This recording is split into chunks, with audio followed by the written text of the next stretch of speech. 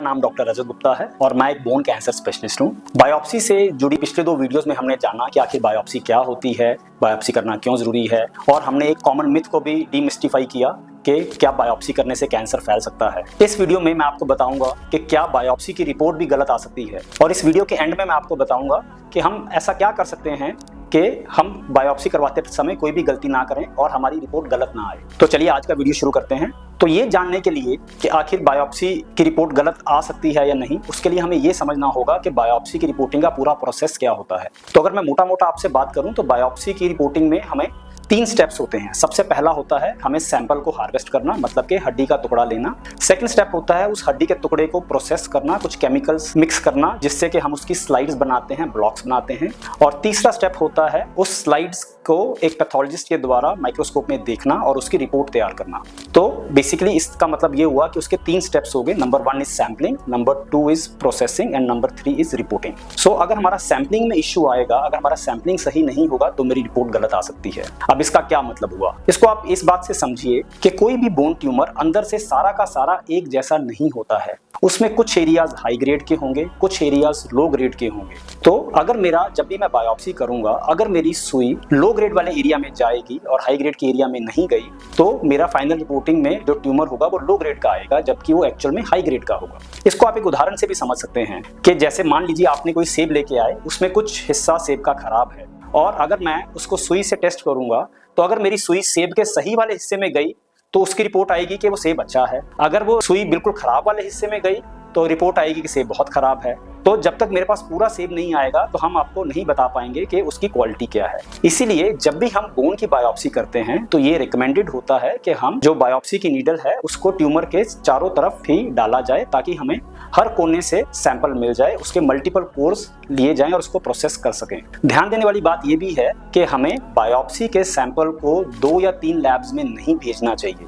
बहुत बार हमें लगता है कि अगर हम बायोप्सी के टिश्यू को 2 लैब्स में या 3 लैब्स में भेजेंगे तो हमारा कंफर्मेशन ज्यादा हो जाएगा कि मेरे पेशेंट को कैंसर है या नहीं। लेकिन हमें यही समझना होगा, क्योंकि ट्यूमर्स अंदर से एक जैसे नहीं होते हैं, तो हो सकता है एक लैब में वो हाई ग्रेड वाला एरिया चला जाए, एक लैब में वो नॉर्मल वाला एरिया चला जाए, या तीसरे लैब में वो लो ग्रेड वाला एरिया चला जाए। तो ऐसे में हमारे पास 3 अलग अलग रिपोर्ट्स आ सकती हैं।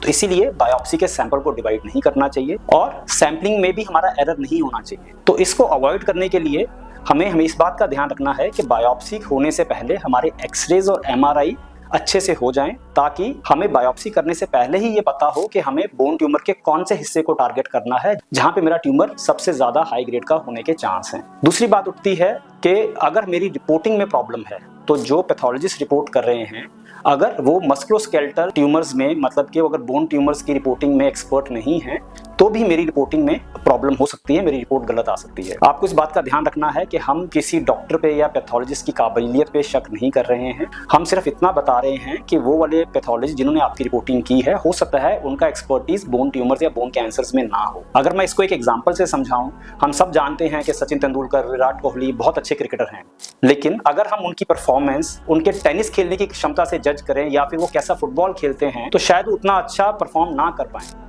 इसी तरीके से जो बोन ट्यूमर्स के पैथोलॉजिस्ट होते हैं वो भी स्पेशलिस्ट होते हैं। जिस तरह बोन कैंसर के डॉक्टर भी अलग होते हैं, उस तरह बोन कैंसर के पैथोलॉजिस्ट भी अलग होते हैं।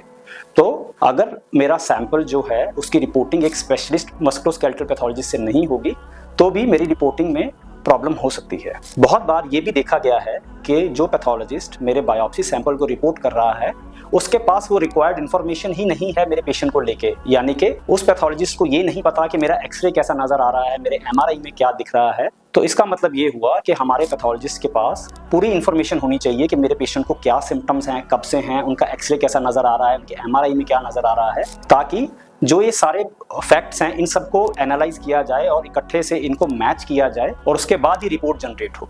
जैसा कि मैंने आपको वीडियो के शुरू में भी बताया था कि हम ऐसी कौन सी बात का ध्यान रख सकते हैं जिनसे कि हम इन गलतियों से बच सकते हैं, तो वो है कि हमें जब भी बोन ट्यूमर या बोन कैंसर की बायोप्सी करवानी है तो वो एक डेडिकेटेड बोन कैंसर स्पेशलिस्ट से ही करवानी चाहिए या फिर उसी के किसी टीम मेंबर से, ताकि हमारे ये सब जो सैम्पलिंग एरर्स हैं या रिपोर्टिंग एरर्स है वो मिनिमाइज हो जाए। ना केवल इतना ही, क्योंकि जब भी हम बायोप्सी करते हैं तो जिस रूट से हमारा नीडल जाता है वो एरिया कंटेमिनेट हो जाता है और उसे हमें फाइनल सर्जरी के दौरान निकालना होता है। तो जो ऑर्थोपेडिक ऑन्कोलॉजिस्ट या बोन कैंसर स्पेशलिस्ट होगा तो उन्हें पता होगा कि फाइनल ऑपरेशन के लिए हमें कौन सा चीरा लेना है, कौन सा इंसिजन लेना है, तो इसके लिए हमें बोन बायोप्सी हमेशा एक ऑर्थोपेडिक ऑन्कोलॉजिस्ट से ही करानी चाहिए। बोन कैंसर से जुड़ी और अधिक जानकारी के लिए या अगर आपके मन में कोई और क्वेरी है, कोई और सवाल है, तो आप हमारे चैनल को फॉलो कर सकते हैं, सब्सक्राइब कर सकते हैं और उसका बेल आइकन को प्रेस कर सकते हैं ताकि आप हमारा कोई भी वीडियो मिस ना करें। इसके अलावा अगर आपकी कोई पर्सनलाइज्ड क्वेरी है तो आप हमारे दिए गए व्हाट्सएप नंबर पर हमें व्हाट्सएप भी कर सकते हैं। Thank you.